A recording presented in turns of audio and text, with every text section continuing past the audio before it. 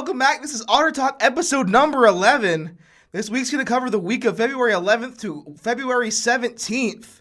We're going to kick things off with softball. Softball would host Haskell Indian Nations University for a doubleheader where history would be made. The story of the day is pitcher Kason Rasmussen, who would pitch her first perfect game as a Brave, as well as her third no-hitter in a Braves uniform. The perfect game would be the second in program history, as Rasmussen completely controlled the mound, striking out 6 batters as well. The Braves' offense would give her full support as they put up 11 runs on 15 hits, scoring almost every time they came to the plate. 5 of the Braves would have themselves multi-hit games, as Justice Rodriguez would lead, going 3 for 3 with 2 RBIs. Those 2 RBIs would tie her with 3 other Braves as they came away with the historic victory, winning 11-0. Following the historic performance, the Braves would send out 2 pitchers in game number 2. Both Kelsey Kipps and Amber Flummerfelt would combine to only allow 3 hits on 7 strikeouts. The bats would stay hot for Ottawa as multiple Braves again finished in the hit column. Allison Kearney and Zoe Butts would again finish with 2 hits apiece, with Butts collecting one of hers on a 2-run homer in the 3rd inning. Kearney would also lead with RBIs, finishing with 3. With the 2 emphatic victories, the Braves moved to 4-1-1 and will head to Texas for 2 doubleheaders, one against Texas Wesleyan and one against Texas Women's University. They will go home to face Culver Stockton next Wednesday to finish out their week. Men's basketball comes into their final games with a record of 20-9 and 16-7 in the KCAC, good enough for 4th in the standings. After a successful senior night saw 4 Braves be thanked for their time at Ottawa, the winning streak was at 10, and the Braves went into their toughest matchup of the season. They'd go on the road to face Oklahoma Wesleyan, the number 6th ranked team in the nation. The Eagles would grab a big lead early, coming out of the gates on a 17-0 run that would put the Braves in the hole from the start. Ottawa would cut the lead to 5 with a 3 at the 8-12 mark. Behind a poor shooting performance, the Braves were unable to bring the game any closer. They would finish the game shooting 28% from the field, an uncharacteristic night for the Braves. The lead would balloon to as much as 26 as the Braves fell to the Eagles 80-60, snapping their 10-game winning streak. 4 Braves would finish in double digits as Andre Jackson and Joe Johnson III finished tied with 12. 1 regular season game left for the men's basketball team as they will travel on the road to Southwestern on Saturday for an important matchup. The Braves come in just 1 game behind the Mound Builders for 3rd place in the standings. A win would tie the 2 for 3rd place and would be left up to a tiebreaker.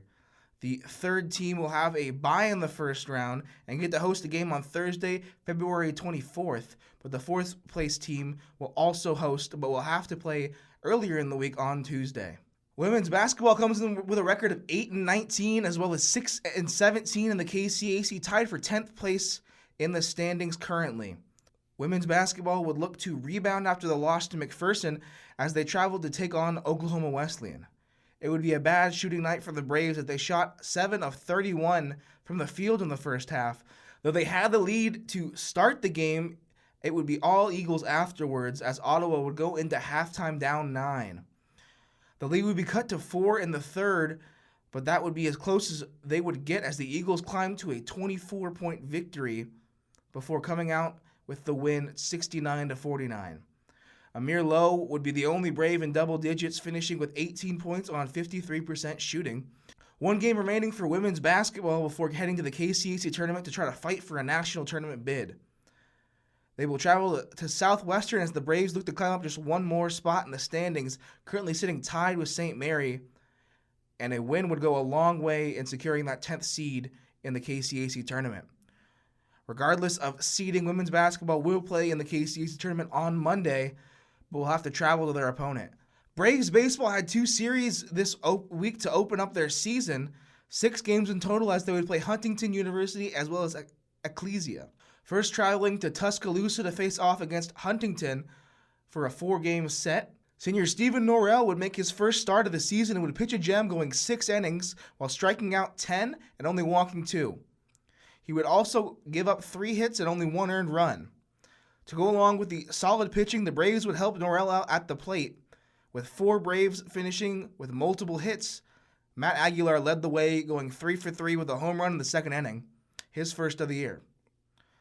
Luis De Leon led Ottawa with 3 RBIs as they put up 9 runs to win the game 9-1.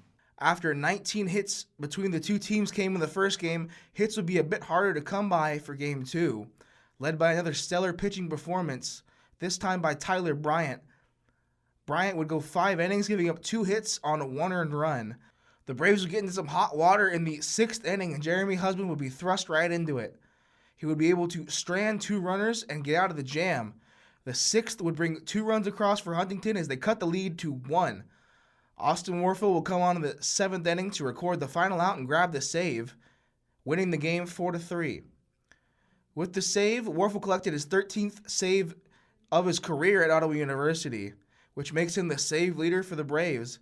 Congratulations to Austin for all that. The Braves would get the 3rd game of the series started quickly, putting up 4 runs in the 1st inning. Behind 5 Braves who came away with multi-hit games, Ottawa put up 14 runs in Game 3. Jonah Weisner led the Braves with a 3-for-4 performance, with 6 Braves also finishing with RBIs.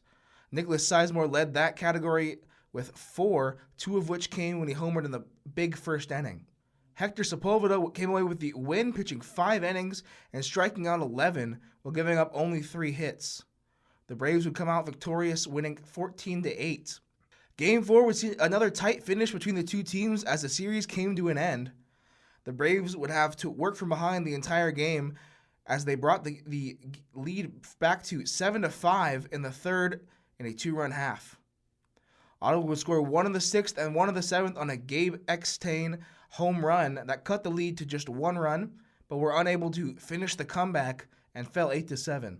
Eckstein would leave the Braves in hits with 2, as Holland Bowen would lead the RBI category with 2 in this game. Creed Jeffers would get the start and would record the loss after pitching just 2 innings. After winning a 4-game series in Alabama, the Braves would come home to face off against Ecclesia for a quick midweek doubleheader.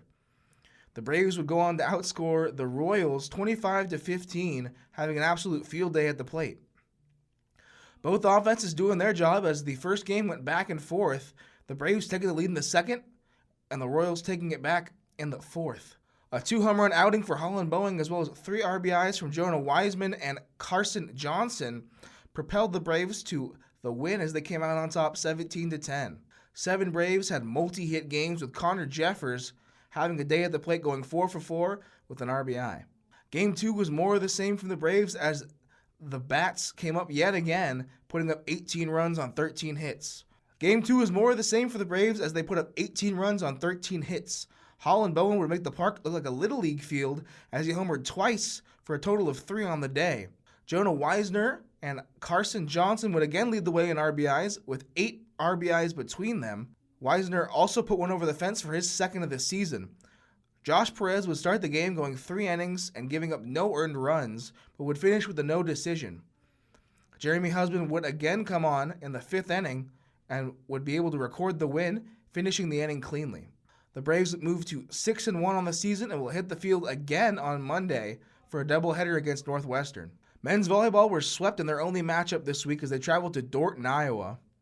The lead would go back and forth in the first set, but the defenders took the lead 17-16 and took it to the end as the Braves would drop set number 1, 25-20. Set 2 would show that the Braves have some resilience as they fought back from a 14-9 deficit to grab the lead at 21-20.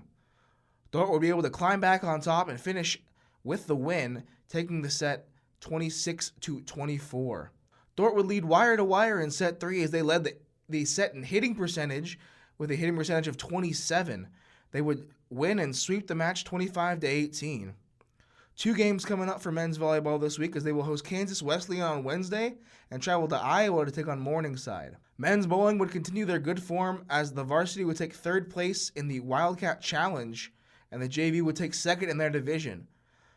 They will head to Indianapolis for the Hoosier Classic this weekend. Women's bowling finished in 2nd place in the Wildcat Challenge, and the JV team also won their division. 4 Braves bowlers finished in the top 25 of the competition. Women's bowling also heading to Indianapolis for the Hoosier Classic this weekend. That will conclude episode number 11 of Otter Talk, a week full of success on campus with multiple winter sports coming to an end. Multiple teams heading into their postseason, so let's make sure we go out and support our Braves. Thank you so much for tuning in. Please like and share the video. From everyone behind the camera, thank you for tuning in. I'm Blake Griffin, signing off.